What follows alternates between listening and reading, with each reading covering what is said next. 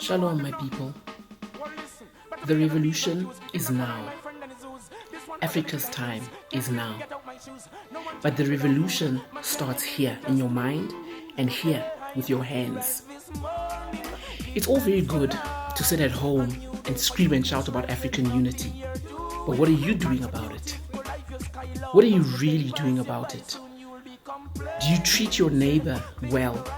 Do you love your neighbor as yourself? Or do you view your African neighbor as other than you, as separate from you? Because of these silly borders that the white man came and put in our continent.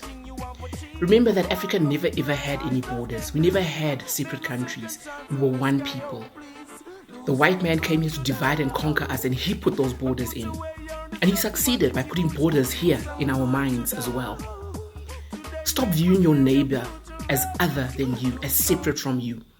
All this francophone, anglophone differences, all this silliness, all this nonsense that has worked on us up here in our mental faculties has got to be thrown away.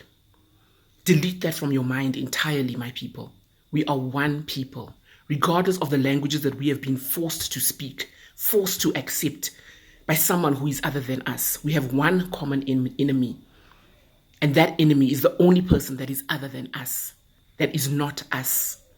We are one.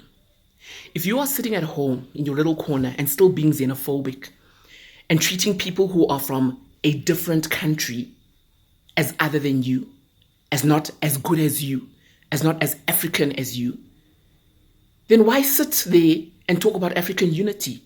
Do you mean it? Do you want it? Break down the borders in your mind and break down the borders physically. We're not supposed to have borders in Africa. We're not supposed to hate each other. We're not supposed to be divided. We are one people. What are you teaching your children at home? To love their fellow African? To stand up for African unity? About African history and how great our people are? How great our land is? How much further we can develop ourselves as a people? Or do you just come onto these platforms and talk about African unity this, African unity that? What are you doing about it? Really and truly. If your mindset is right, then your hands follow. And your hands follow by you taking action, not just sitting and talking, doing something. Teaching your children what is right from wrong. Teaching your children to love their fellow African and to act accordingly. To build up industries for themselves and for their people and not look to the West for any reason. We don't need them. Remember that. They need us. So it's all good and fine to sit in your little corner and scream and shout about Africa this, Africa that. What are you really doing about it? Do something, my people.